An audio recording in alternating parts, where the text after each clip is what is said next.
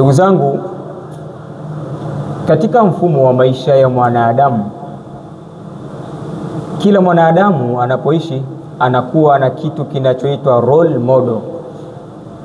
Role model maana yake ni mtu ambaye yeye anakopi mfumo wa maisha kupitia huyo anaitwa role model.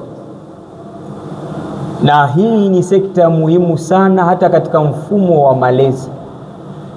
Sekta hii ikitelekezwa, maana yake tunakwenda kuharibu jambo muhimu katika maisha ya mtu. Kwa sababu kivyo vyote mfumo wa maisha ya mwanadamu lazima itafika wakati, kama hakutengenezewa nani awe role model wake, basi tafika wakati atajitengenezea yeye kwamba mimi nataka role model wangu awe fulani, au mtu wa kuiga na kukopi desturi za maisha ni kopi kwa fulani. Nimtazame fulani kanyoaje na mimi nitanyoa kama yeye. Nimtazame fulani amevaaje na mimi nitavaa kama yeye. Nimtazame fulani anakulaje nitakula kama yeye.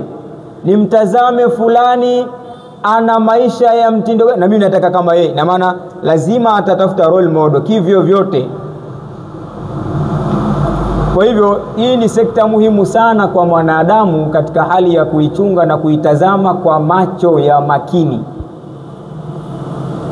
Na kwenye kukumbusha sekta hii, mwanadamu ana pande mbili kwenye maisha. Upande wa kwanza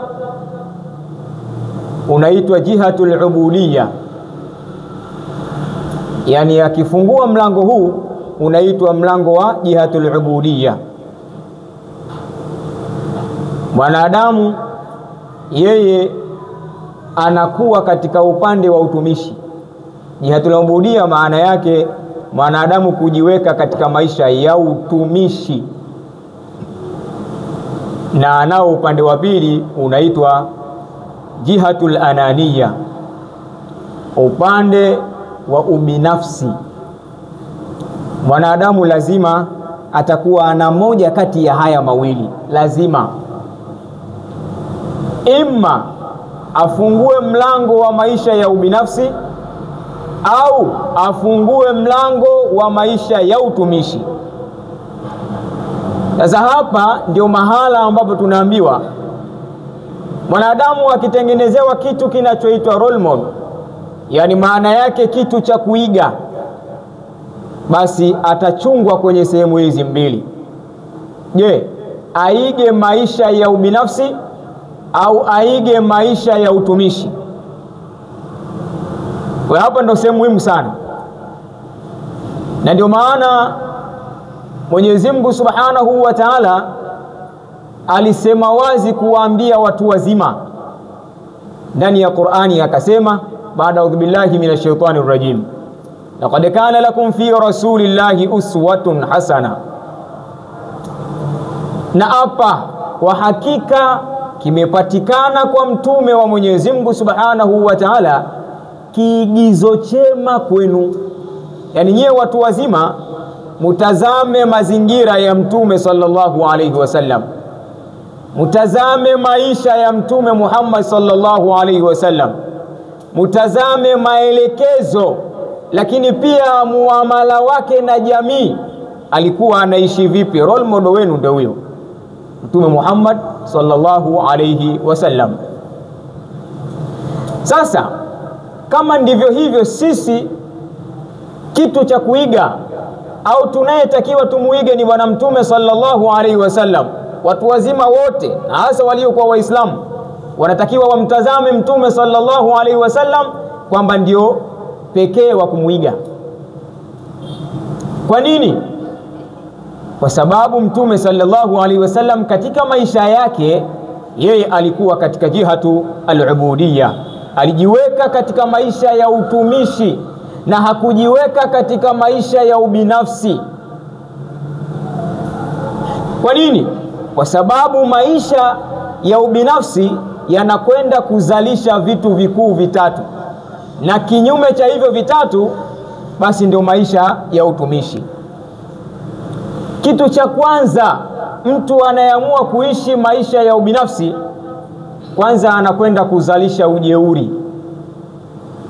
Maisha ya ubinafsi yanazalisha ujeuri. Maisha ya ubinafsi yanazalisha dharau. Maisha ya ubinafsi yanazalisha mihemko ya uharibifu. Ukimwona mtu ana mihemko ya ubinafsi ya uharibifu, basi huyu nyuma yake kuna kitu kinachoitwa ubinafsi, ndio unaomsukuma. Sababu kanuni ya ubinafsi huwa haujali maisha ya mtu mwingine.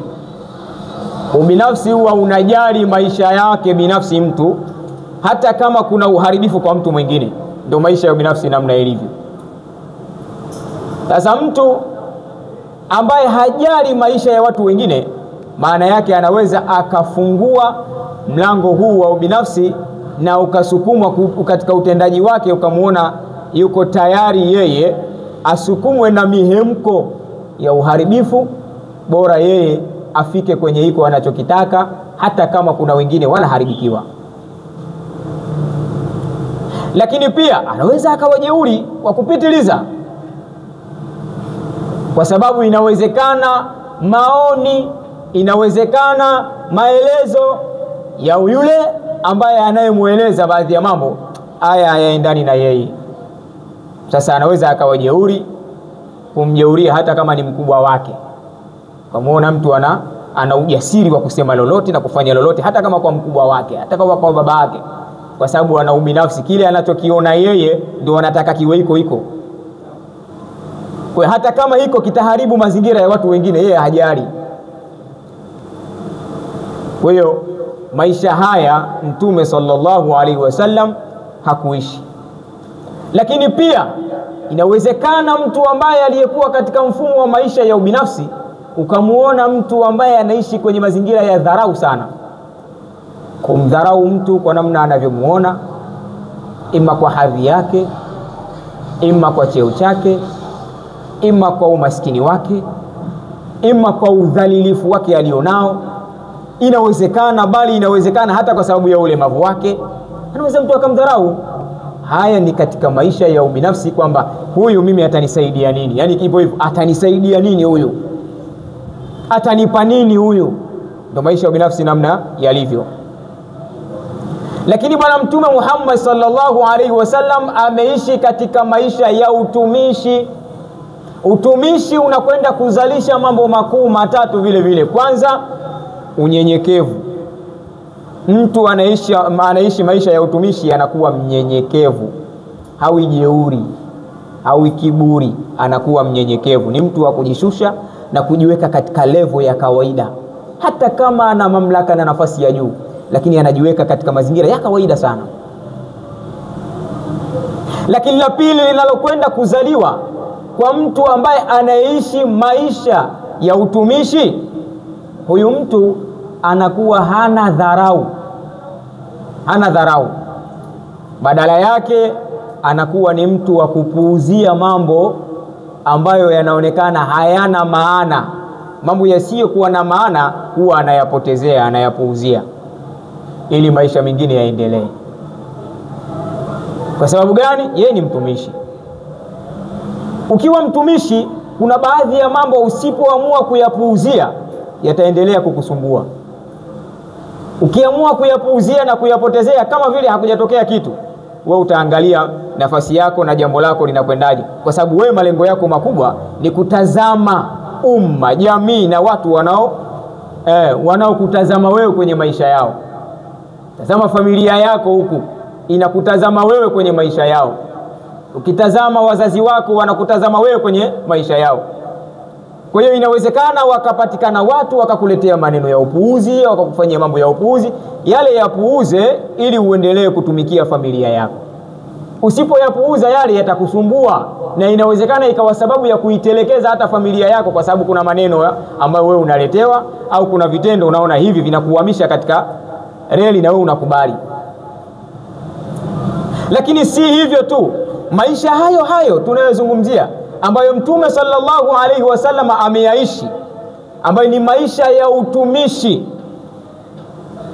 imekwenda kuzalisha kitu kingine kinachoitwa fikra sahihi. Fikra sahihi katika kufikiria yale ambayo yana maana, namna ya kumtumikia Mungu na namna ya kuwatumikia watu. Kwa fikra sahihi inazalishwa baada ya kujiona kwamba mimi kumbe ni mtumishi na wala sitakiwi niishi maisha ya ubinafsi. Kwa hiyo Mtume aliishi hivyo, na ndio maana sisi kama Waislamu katika kigezo tulichoambiwa na Allah subhanahu wa ta'ala, laqad kana lakum fi rasulillahi uswatun hasana, role model wenu wa kufuata na kumuiga majambo yake ni bwana Mtume sallallahu alaihi wasallam, kwa sababu Mtume yeye aliishi katika maisha ya utumishi na hakuishi katika maisha ya ubinafsi. Na ndio maana watu walimkimbilia badala ya kumkimbia. Kila ambaye aliishi katika maisha ya ubinafsi, watu walimkimbia badala ya kumkimbilia. Hebu tuje tujifunze katika moja ya matukio ya bwana Mtume sallallahu alaihi wasallam, ili uone wewe Muislamu kwa nini unaambiwa role model wako umtazame Mtume sallallahu alaihi wasallam. Tukimtazama Mtume sallallahu alaihi wasallam katika maisha ya kulinda amani, maisha ya kulinda amani, alitazama nafasi yake ya utumishi Mtume sallallahu alaihi wasallam, na wala hakuwa Mtume sallallahu alaihi wasallam ni chanzo cha kuhamasisha uvunjifu wa amani, na wala hakuwa Mtume sallallahu alaihi wasallam ni chanzo cha kuleta vurugu kwenye eneo lolote, bali Mtume sallallahu alaihi wasallam alikuwa anatafuta mbinu mbadala wa kuondosha mavurugu, mbinu mbadala ya kuondosha maharibifu, mbinu mbadala ya kuondosha kila ambalo lisilofaa katika jamii. Kwa nini? Kwa sababu Mtume sallallahu alaihi wasallam alipewa maelekezo na Allah subhanahu wa ta'ala. Alipewa mambo makuu matatu. Aliambiwa Mtume sallallahu alaihi wasallam, khudhil afwa wa amur bil urfi wa aridhu anil jahilin. Hii ndio misingi mitatu alipewa. Aliambiwa unapoishi, kumbuka kushikamana na msamaha. Utakosewa wewe, hakuna watu ikafika hatua kwamba yote utakayoyafanya watu wote wakufurahikie na wakufagilia. Hapana. Yawezekana katika mazuri unayoyafanya kuna wengine ya mazuri yale wanayabeza. Hayo mazuri, wapo watajitokeza kuyabeza mazuri. Sasa wewe wasamehe, khudhil afwa, shikamana na msamaha kwanza. La pili, wa amuru bil urfi, amrisha yaliyo mazuri. Yani ikitokezea watu wao wanakufanyia yale yasiyofaa, wewe angalia namna nzuri katika kuyaelekeza mazuri kwao. Jamani, msifanye hivyo, badala yake fanyeni 1 2 3. Wewe elekeza yale mazuri, ndio nafasi yako. Lakini pia waaridhu anil jahilin, kuna wengine watakuwa wapuuzi kabisa, wapuuzi. Inawezekana wakaleta mambo yasiyofaa kwako kwa sababu ya upuuzi wao. Inawezekana wakasema maneno yasiyofaa kwako kwa sababu ya upuuzi wao. Sasa wewe ufanyeje? Waaridhu anil jahilin, wapuuze wale wapuuzi, ili mradi wewe upate kusimamia yale ambayo yana msingi kwa nafasi yako. Maelekezo haya anaelekezwa bwana Mtume sallallahu alaihi wasallam ndani ya Qur'ani tukufu. Maana yake nini? Tunapewa hiyo misingi kwamba ili uishi katika maisha ya utumishi, hakikisha hii misingi mitatu unakuwa nayo: kusamehe, kupotezea yale ya wapuuzi, lakini pia kutoa maelekezo sahihi yanayotakiwa kufanywa na watu hasa wanaoielewa. Hii ni misingi mitatu ya mtu anayeishi maisha ya utumishi.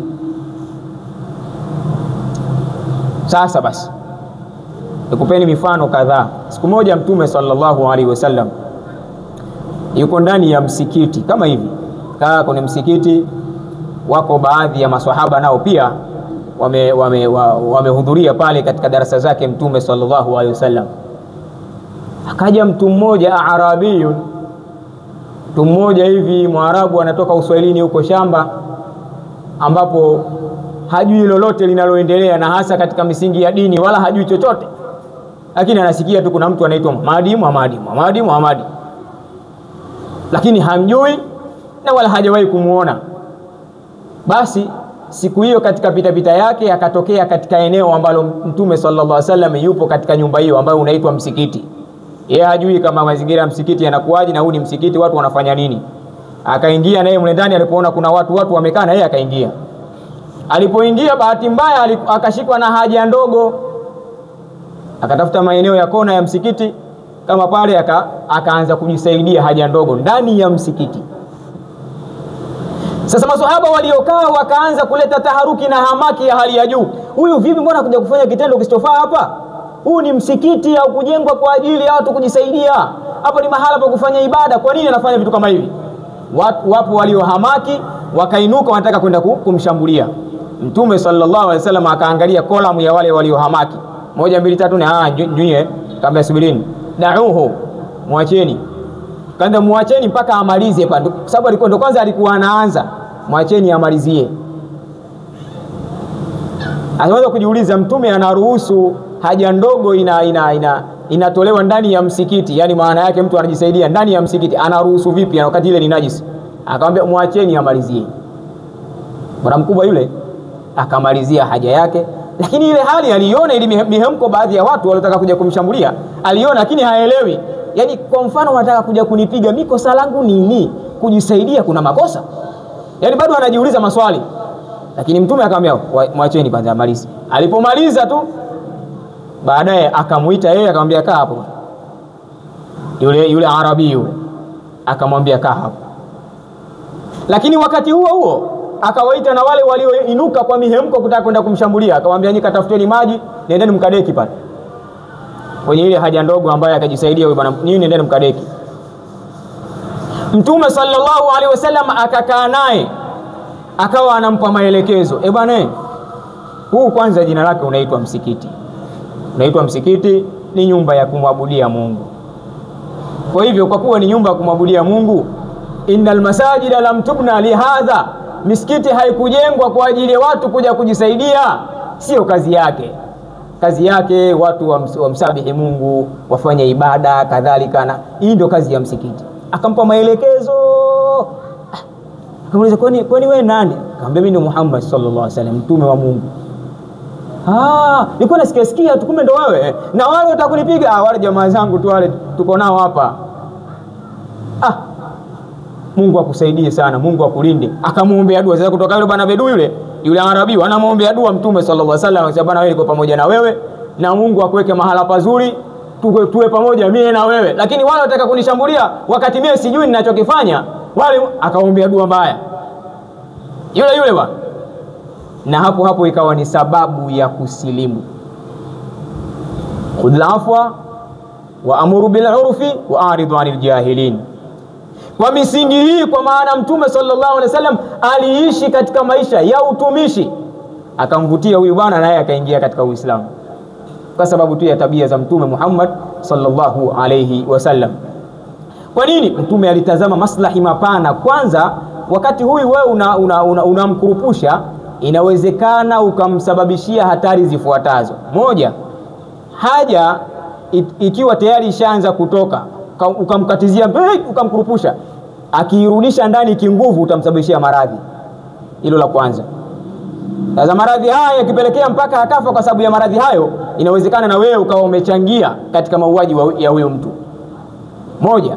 Lakini mbili, huyu kwa kuwa aelewi, anatakiwa aeleweshwe kwanza, kwa sababu ukimfukuza ukamtimua, kesho atakwenda kujisaidia kwenye msikiti mwingine, atakutana na vichaa kule, watu kule wanaweza wakamuua kabisa, haujamsaidia. Kwa hiyo akatazama maslahi mapana sana. Lakini tatu, pale alipokuwa anajisaidia patakuwa ni padogo, lakini umemkurupusha atakuwa anahangaika mule ndani ili kukwepa makofi. Wakati anakwepa makofi hawezi kujizuia, ile haja akaingiza ndani yote, itakuwa inaendelea kutoka. Matokeo yake badala ya kupiga deki sehemu ndogo, itabidi mpige deki msikiti mzima. Lazima mjitafakari. Inawezekana akasambaza sehemu zote zile, maana baada ya kusafisha hapa mnasafisha sehemu kubwa. Mtume akayatazama yote haya kwa ajili ya maslahi, basi aliona khudhil afwa wa amru bil urfi wa aridu anil jahilin. Huyu alichokifanya akijui, basi potezea kile alichokifanya, yapuuzia yale, lakini toa maelekezo mazuri, lakini pia msamehe. Haya ndio maisha ya utumishi aliyoishi bwana Mtume Muhammad sallallahu alaihi wasallam. Na watu walikuwa wanavutika na wanajaa fi dinillahi afwaja. Unakuta katika dini kila siku watu wanaongezeka kwa sababu ya namna ya maisha ya utumishi ya bwana Mtume sallallahu alaihi wasallam. Haya, njoo kwenye hiki pia. Bwana Mtume sallallahu alaihi wasallam siku moja yuko na Anas ibn Malik radhiallahu ta'ala anhu. Sahaba huyu alikuwa ni mtumishi wa bwana Mtume sallallahu alaihi wasallam. Katika pita yao yuko mtu mmoja naye pia Arabi wanayefanana na yule, alikuwa na ngamia wake wawili, lakini kwenye matembezi yake yeye anatafuta misosi ya kwenda kula na familia yake. Bahati mbaya Hamadi akakutana na bwana Mtume sallallahu alaihi wasallam. Kama ngoja tulia hapo hapo. Akashika ili shuka ambayo kitambaa alichokuwa amejiweka begani Mtume sallallahu alaihi wasallam, akakishika akakivuta mpaka ikaweka alama kwenye shingo ya bwana Mtume sallallahu alaihi wasallam, kama vile alikuwa anamnyonga, kumvuta kwa nguvu. Lakini huyu anayevutwa ni nani? Ni kiongozi, ni Mtume sallallahu alaihi wasallam. Na huyu anayevuta ni nani? Huyu ni muongozwaji tu. Kwa taswira hapo, maana yake ni ujeuri mkubwa aliyoutumia huyu bwana mkubwa kwa ujasiri wake huo. Lakini Mtume sallallahu alaihi wasallam akatulia. Anasema wewe bwana vipi? Subiri kwanza, mwache kwanza. Samahani bwana mkubwa, shida nini? Mbona umenivuta kiasi hiki? Shida yako nini? Bwana mkubwa sikiza maneno aliyosema. Akamwambia, ya Muhammad, ihmilli ala ba'irayya hadhaini min mali llahi alladhi indaka fa innaka la tahmilu li min malika wala min mali abika. Amesikiliza? Unaona ngamia yangu wawili hapa? Nataka ukanipakilie mizigo ya msosi kwenye ngamia huyu na ngamia huyu, lakini mizigo hiyo ya msosi inatokana na mali za Mungu ambazo wewe unazilimbikiza, zipo kwako, unaziweka wewe, lakini mali za Mungu sio zako. Na iko ambacho wewe utakuwa umekiweka kupakia katika ngamia wangu hawa wawili, usidhanie kwamba hiyo ni mali yako, na wala usidhanie kwamba ni mali ya baba yako. Hiyo ni mali ya Allah subhanahu wa ta'ala. Angalia maneno haya, ujeuri kabisa. Kwa nini? Alikuwa na kitu kinaitwa al-anania, ubinafsi. Yaani yale maisha ya ubinafsi yakamsukuma mpaka kuwa jeuri kiasi hiko, bila ya kuangalia maneno haya anazungumza na nani, ndio anaomba au anafosi, hajui, kwa sababu maisha ya ubinafsi ndio yalimsukuma. Mtume sallallahu alaihi wasallam fasakata, akanyamaza Mtume sallallahu alaihi wasallam kwa muda kidogo, kisha akasema hizo mali unazozizungumzia ni sahihi kabisa, ni mali za Mwenyezi Mungu Subhanahu wa Ta'ala, kwamba sio mali zangu. Almalu malullah wa ana abduhu. Mali hizo ambazo zipo kwangu ni kweli mali za Mungu, na mimi ni mtumishi wa Mungu. Au una lingine lolote la kuongeza katika maneno? Sikiliza, baada ya Mtume kuuliza hivyo, yule bwana mkubwa akasema, kwa kweli sina maneno ya kuongeza. Kwa nini? Akamuuliza, kwa nini wewe uongeze maneno? Kwa sababu ilitakiwa hapo tuendeleze mjadala kidogo. Mali kweli za Mungu nakubali, na mimi ni mtumishi wa Mungu. Haya, lolote je la ziada? Msikilize yule bwana akasema, mimi sina neno la kuongeza kwa sababu ifuatayo: liannaka la tukafiu bisayyiati sayyi'ata, kwa sababu wewe hauna desturi ya kumlipiza mtu ubaya kwa sababu kwa kufanyia ubaya. Mimi nilikuwa nalenga ya maneno yangu ya kijeuri, nataka unijibu majibu yale shombo, alafu nikuonyeshe, unijue kwamba mimi domo langu likoje. Lakini kile nilichokuwa nakusudia nimefeli. Akamwambia, basi ndio hivyo. Anas, kamchukulie mzigo wa ngano mpakilie kwenye ngamia wake huyu, kamchukulie kasha la tende mpakilie kwenye ngamia yake huyo, aende. Huyo ndio bwana Mtume Muhammad sallallahu alaihi wasallam. Maisha yake yalikuwa yanatazama sana amani, maisha yalikuwa yanatazama amani, kwa sababu ana maisha yanayoitwa al-ubudiyya, maisha ya utumishi. Mtumishi yoyote akiishi, mtu yote akiishi maisha ya utumishi, huwa anatazama maslahi ya watu wengi, hatazami maslahi ya kibinafsi. Yani mtu kama unamuona anajitia ujasiri, yuko tayari taifa liangamie kwa sababu yeye anaangalia maslahi yake binafsi, huyo ana matatizo. Na hasa kwa Muislamu hatakiwi kabisa kuwa hivyo. Hakuna Muislamu ambaye ana itikadi hiyo. Huyo kama atakuwa amejivalisha kasha la Uislamu, Uislamu wake una matatizo. Uislamu ni jina, sio Uislamu kwa maana ya Uislamu ule ambao aliuelekeza bwana Mtume Muhammad sallallahu alaihi wasallam, kwa sababu Uislamu aliuelekeza Mtume, almuslimu man salima almuslimuna min lisanihi wa yadihi. Muislamu wa kweli ni yule ambaye wenzake wamesalimika kutokana na ulimi wake na wamesalimika kutokana na mkono wake.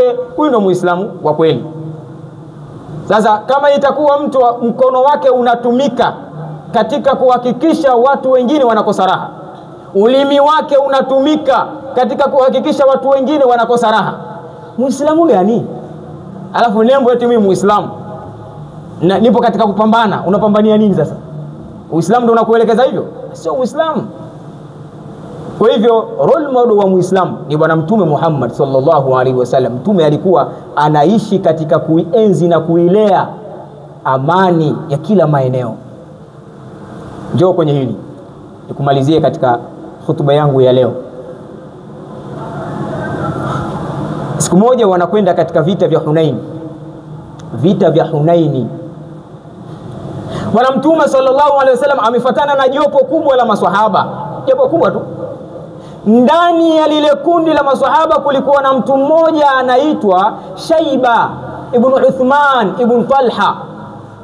Bwana mkubwa huyu yeye alisilimu, aliingia katika Uislamu na akawa yuko pamoja na bwana Mtume sallallahu alaihi wasallam, lakini lengo lake kubwa alikuwa ni ule Uislamu. Lengo lake kubwa lilikuwa ni lingine kabisa, lakini kupitia huo Uislamu na silimu, nikiingia ndani ya Uislamu kuna yale ninayoyataka naweza nikayafanikisha, nikiwa nje ya hapo siwezi kuyafanikisha. Lipi alikuwa anataka kufanikisha? Alikuwa analenga kulipiza kisasi baba yake mzazi na ammi yake waliuawa katika vita vya Uhudi, wakati Waislamu wanapambana na wasiokuwa Waislamu. Alifariki baba yake mdogo au ammi yake Shaiba, na alifariki baba yake mzazi, alikuwa katika upande wa wasiokuwa Waislamu. Lakini akaangalia vita hivi hawa ni Makuraishi, lakini vita hivi huyu Muhammad ndio aliyesababisha mpaka mimi baba yangu wauawe. Sasa ili mimi nilipize kisasi cha huyu aliyemuua baba yangu au aliyesababisha mimi baba yangu kufa, lazima niingie kwenye dini yake. Akasilimu kwa lengo hilo. Mtume hajui maskini ya Mungu wala kwenda katika vita vya Hunaini. Huyu bwana lengo lake sio kwenda kupambana kwa maelekezo ya Mtume, bali yeye lengo lake anamtafuta Mtume atampatia wapi timing ili amalizane naye. Walipofika katika eneo fulani wamepumzika. Sasa walipoona kuna usalama kwenye eneo lile, Waislamu baadhi yao maswahaba wakawa wamejitenga mbali kidogo, wakamwacha Mtume swalla sallam amekaa mahala amepumzika yeye kama yeye peke yake. Kilichojitokeza sasa, huyo bwana akachungulia kama yule kaka peke yake, akiangalia wao wako mbali, huku wako mbali, ngoja ni jambo langu leo litatimia. Akawa anamsogelea bwana Mtume sallallahu alaihi wasallam. Alipofika karibu akachomoa upanga wake, lengo akamwangamize bwana Mtume sallallahu alaihi wasallam.